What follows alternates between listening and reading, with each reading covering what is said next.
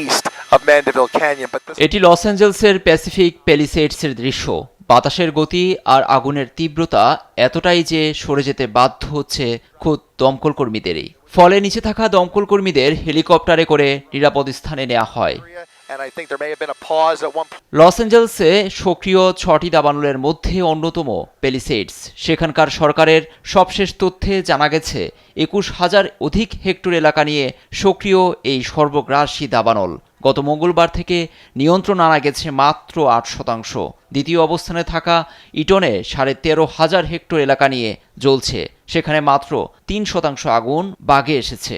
যদিও এরই মধ্যে দাবানলে এই দুই অঞ্চলের প্রায় কয়েক হাজার একর পুড়ে ছারখার। পরিস্থিতি নিয়ন্ত্রণে রীতিমতো যুদ্ধে নেমেছে দমকল বাহিনীদের পাশাপাশি অন্যান্য জরুরি বিভাগও। লস অ্যাঞ্জেলস যখন পুড়ছে তখন লুটপাটে একদল।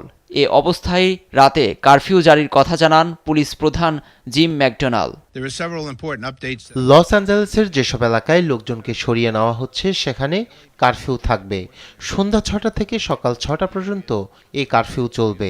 আপনি যদি জননিরাপত্তা কর্মী বা অন্যান্য দুর্যোগ কর্মী না হন, আর কাউকে পেলেই গ্রেপ্তার করব। কারফিউর মাধ্যমে লুটপাট ও ক্ষতিগ্রস্ত এলাকা সুরক্ষিত থাকবে। সবার আগে জননিরাপত্তা। লস অ্যাঞ্জেলসে দাবানল মোকাবিলায় পানির ব্যবস্থা নিয়ে উঠেছে প্রশ্ন। ইউনিভার্সিটি অফ ক্যালিফোর্নিয়ার এই বিশেষজ্ঞের মতে এসব সঠিকভাবে গড়ে তোলা হলে এমন বিপর্যয় কিছুটা হলেও এড়ানো যেত। আমাদের নগরের পানির ব্যবস্থাপনা ঢেলে সাজানো হয়নি। এই বিশাল দাবানলের বিরুদ্ধে লড়াইয়ের জন্য আমাদের পূর্ব প্রস্তুতি প্রয়োজন ছিল, হয়তো এত প্রাণহানি ঘটতো না।